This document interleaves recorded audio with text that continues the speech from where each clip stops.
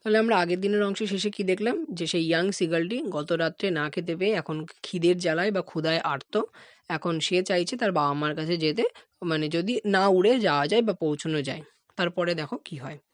But on each side of him the ledge ended in a sheer fall with the sea beneath.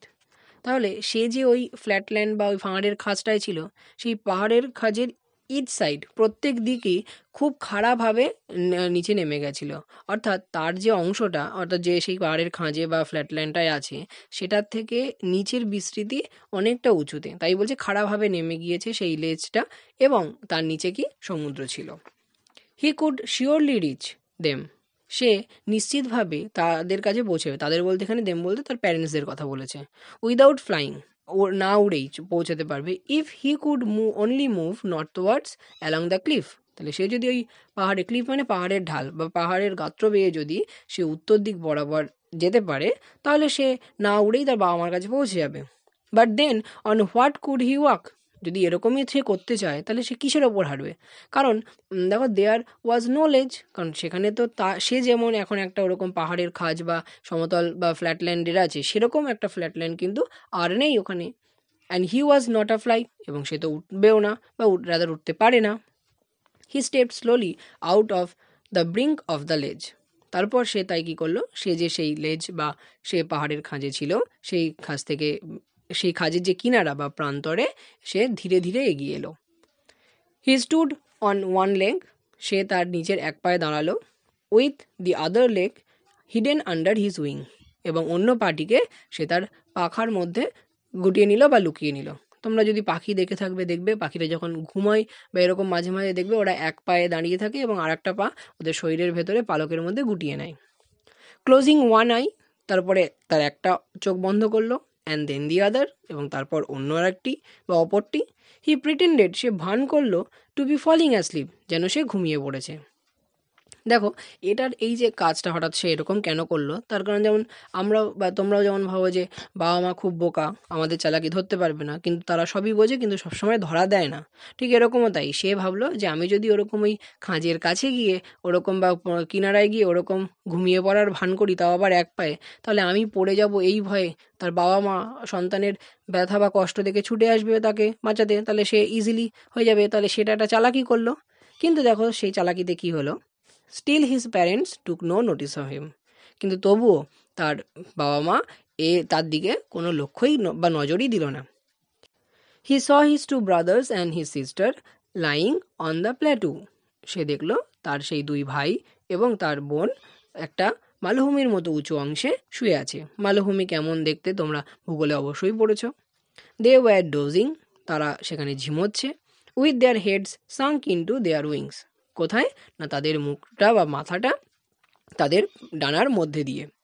His father was preening his feathers on his white back, তার বাবা অর্থাৎ সেই young সিগালের বাবা কী করছে, তার যে পিঠের দিকে যে সাদা অংশের পালক বা সাদা অংশের পালকগুলো রয়েছে বা সাদা পালকগুলো রয়েছে, সেগুলোকে প্রিনিং করা বলতে স্মুথ করা। দেখবে পাখিরা ঠোঁট দিয়ে এই পালকগুলোকে হচ্ছে স্মুথ করে বা পরিষ্কার করে, ঠিক সেরকমই বলতে প্রিনিং অর্থে সেটা হচ্ছে স্মুথনেস করা।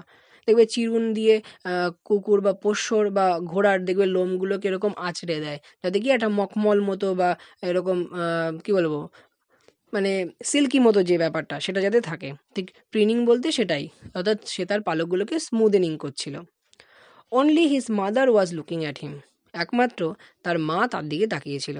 যতই হয়ে যাক, মা কখনো তার সন্তানকে ফেলতে পারেন না।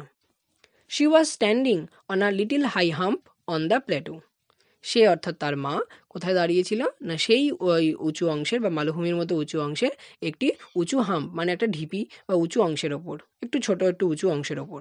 Eating a piece of fish, এবং সেখানে থেকে সে কী করছে না এক টুকরো মাছ তিনি খাচ্ছিলেন।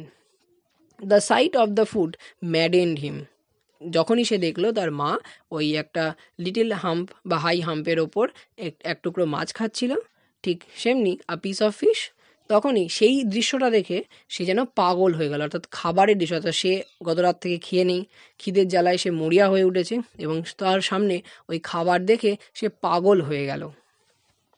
গি গা গা হি ক্রাইড, সে চিৎকার করে বলল গি গা গা, অর্থাৎ এর মানে কি বলতে চাইছে, অর্থাৎ তার বক্তব্যের কথা begging her to bring him some food, অর্থাৎ সে ওই গি গাগা বলে হয়তো তার মাকে উদ্দেশ্যে বলল যে তাকে হয়তো সে ভিক্ষা বা প্রার্থনা করে বলল যে তার জন্য কিছু খাবার আনতে। গাও ওল আ, শি স্ক্রিম ব্যাক, অর্থাৎ তার মা আবার স্ক্রিমটাতে চিৎকার করে তার উত্তরে বলল ওই গি গাগার গাও উল আ, হয়তো এরকম বললো যে যা আমি পারবো না বা আমি খাবার নিয়ে যেতে পারবো না বা দেবো না। হি কেপ্ট কলিং, তবুও সে চিৎকার করেই গেল বা ডেকেই গেল। অ্যান্ড আফটার আ মিনিট অরসো, ঠিক 1 মিনিট বা তারপর, হি আটার্ড আ জয়ফুল স্ক্রিম, হঠাৎ করে সে মানে আনন্দে চিৎকার করে উঠল।